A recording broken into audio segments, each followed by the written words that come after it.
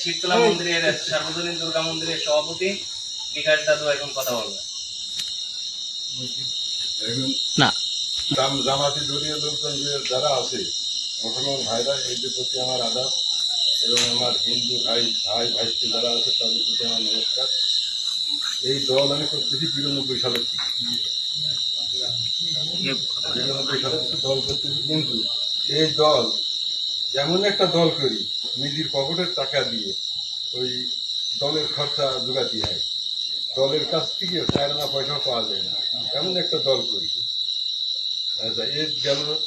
এইবার যেহেতু জামাত ইসলাম দল করি, আমার গ্রামের স্বজাতি আমার থেকে আমার কাছে প্রিয় আগে, তারপরে গ্রাম, তারপরে হচ্ছে দল। যে কোনো সমস্যায় যদি আমার গ্রামের স্বজাতি বিপদে বাদে, আমার একটা বিশ্বাস যে আমার এই দলীয় লোকজন আমার পাশে এসে দাঁড়াবে। ইনশাআল্লাহ।